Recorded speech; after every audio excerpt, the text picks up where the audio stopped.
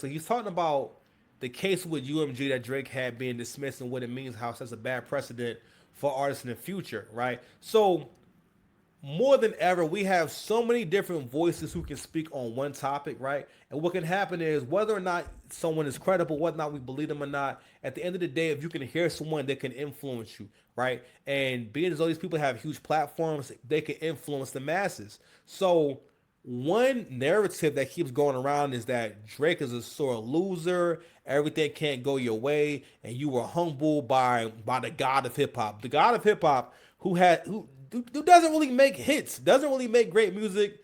Never been a stimulus package. Kendrick has never taken songs to the next level. Like no one can say as far as like songs that were big that people really love. There were no big records that Kendrick took to the next level, or if Kendrick wasn't on that record, it wouldn't be what it was, right? Anytime Kendrick was featured on a big record, that record didn't need him for it to be hot, or it didn't put that person on the map. Whereas Drake has done that from the beginning of his career. He's the only rookie to not need to be put on, who was there for the most part, getting other people hot as a so-called rookie. That's how talented Drake was, or Drake still is. Whereas Kendrick has never done that. Not only that, Kendrick is only here because of Drake. And I'm gonna get into the average Kendrick fan in a little bit and whatnot, but I want to set the tone so that we understand what we're looking at. So we did look at it before, but this guy made a really good point about Drake. They dismissed the case before trial, meaning that there was never an opportunity for the evidence and the evidence found into discovery to be basically looked at and viewed in front of a jury of his peers and whatnot. Not only that, a dismissal does not mean that you can't appeal the case. But what was ironic, and I'm gonna keep bringing this point home about, we have let a hater's narrative shape how we look at history and right from wrong. Never in the history of music labels has the music label ever been on the side of the artist. The record label is known for fucking the artist over.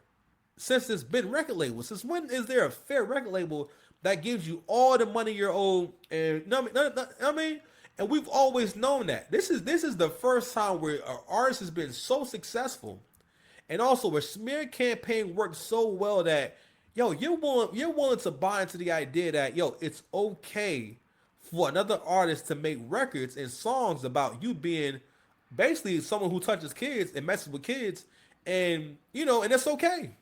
And not only that, it's okay for the other artists to create a song that devalues your brand, right? And the guy also made a good point about the fact that this song, Not Like Us, was played everywhere. That song, they made UMG put money into making that record the biggest record possible. He performed that nasty record at the Super Bowl in front of children. A record about touching kids in front of children.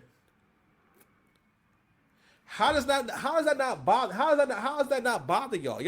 So you think that it's just such a great record that they will allow you to perform a song that goes against basically FCC guidelines.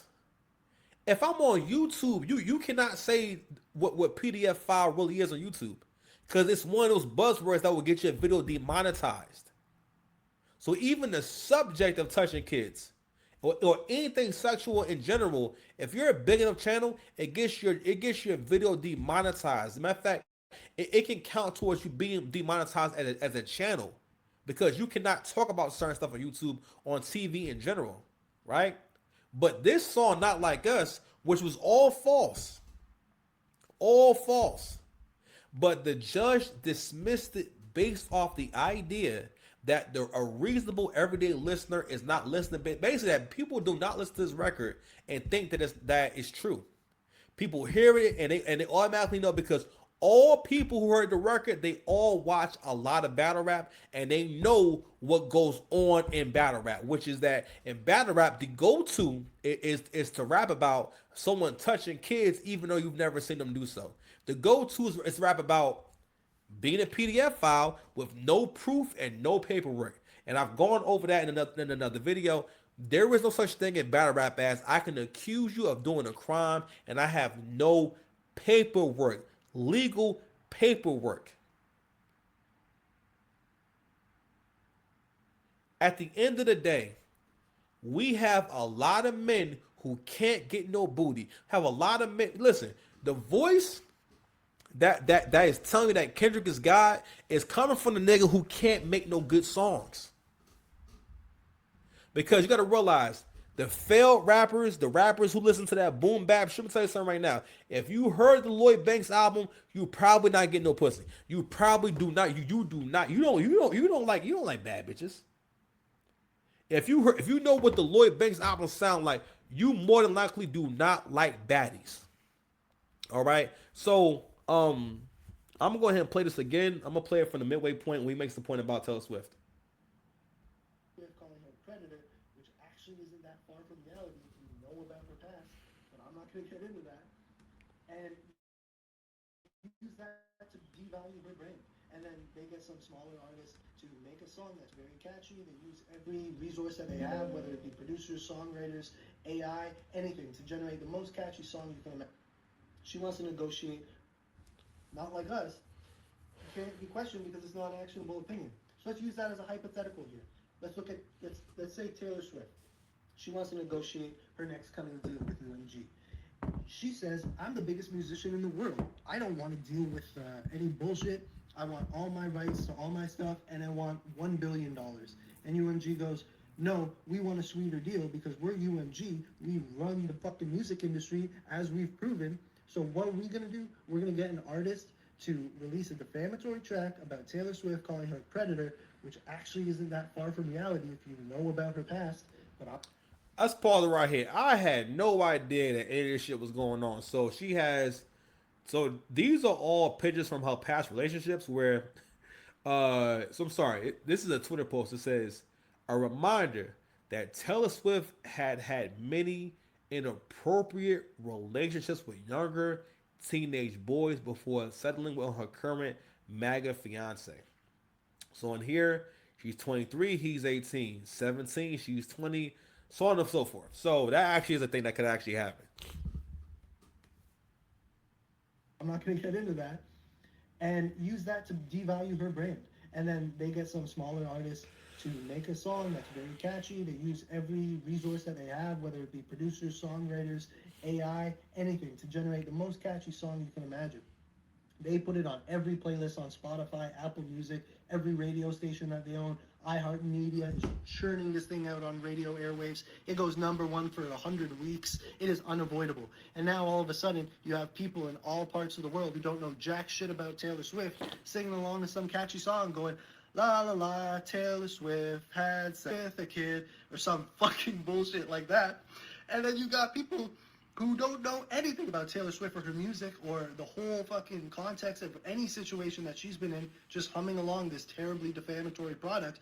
But because the song itself was created in a specific scenario where this specific artist didn't tend to like Taylor Swift, it's non-actionable opinion and it's not defamatory.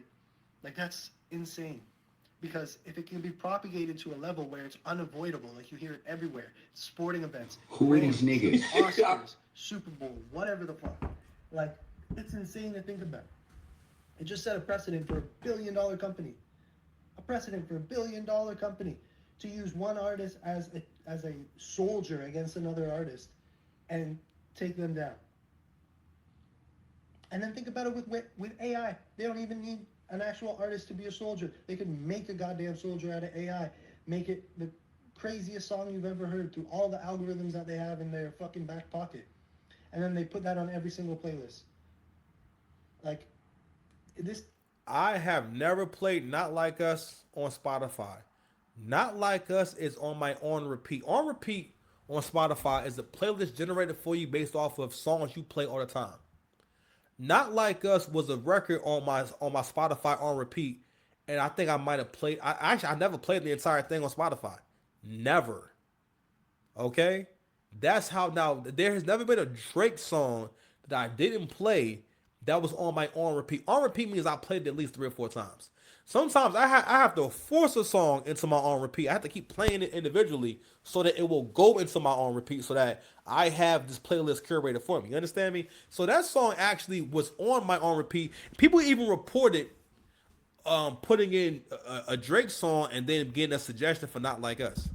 So there was like so many things done to make sure this record was as big as possible, right? But the narrative that you'll hear from fucking losers and niggas who can't get no pussy and niggas who don't dress nice or niggas who do, basically again guys who are not desirable. Not that you have to be desirable and whatnot, but basically niggas who have the makings of a hater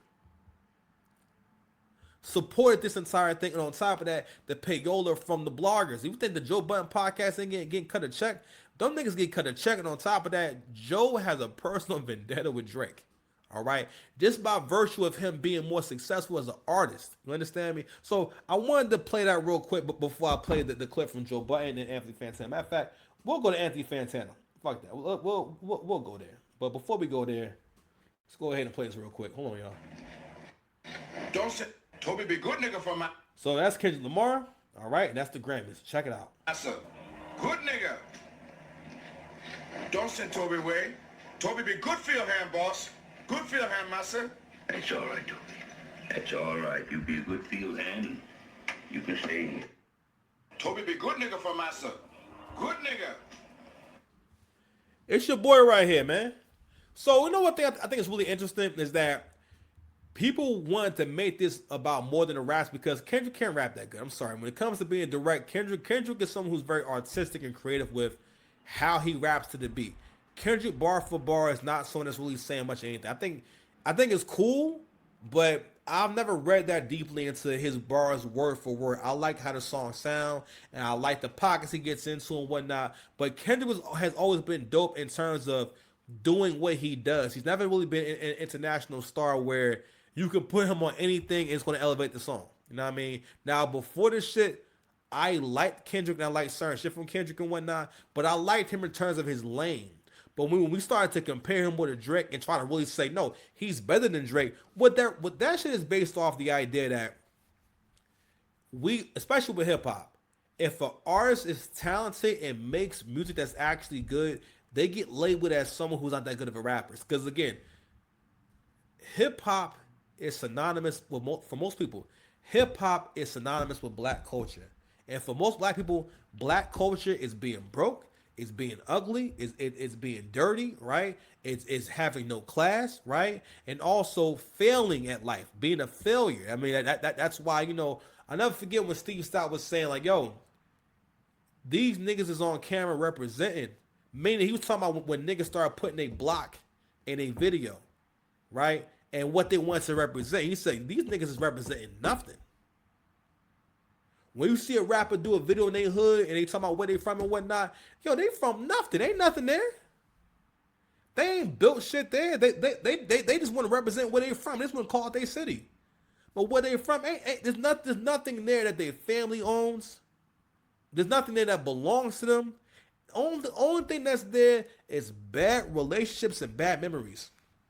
Right? But anywho, y'all wanted to make this thing about ethics, about politics, and somehow this nigga is so much. First of all, you can't tell me that Kendrick is an ethical, moral guy when you sat down with UMG according to that contract before he put out his first disc. He signed adjusted, basically a new contract with UMG that promised him all kinds of perks, a national tour, basically the Grammys, right? And also getting the performance at the Super Bowl. Kendrick is the most unlikely and unfitting artist to ever do the Super Bowl. All right, period. Not only that, the nigga, like, it was so clear that it was first of all, his whole performance is about dissing Drake. Like, we really got to witness this nigga do all of the corniest things ever. When you were a top and major artist, you never make it seem as though your brand is tied to another artist's brand. That's one of the reasons why you wouldn't do a diss song. This niggas make diss songs, right? Nas never performed Ether at every show after the beef. Nas was never asked to do Ether at the Grammys. Nas was never asked to do Ether at the Super Bowl. Like, really think about that shit. Like, really think about it. Not only that, you were only asked to do the Super Bowl because of Drake. He had SZA and Serena Williams there. Two of Drake's ex-girlfriends. That is weird, bro. It's weird. Like, we create this whole reality where everything, and it really proved how much, yo, in y'all eyes, this nigga can do no wrong, which meant that y'all was already biased to begin with. Y'all niggas did the same thing to Hove. And you did the same thing with Nas. Nas, listen, I like Nas, but Nas has never been the kind of guy who ever got anyone's career started, or a feature from him really took someone to the next level, or brought the song to the next level. Because that's not his lane. His lane is being Nas, which is cool. I think an artist is best served by being the best version of themselves, or the truest version of themselves, right? Or the most powerful version of themselves.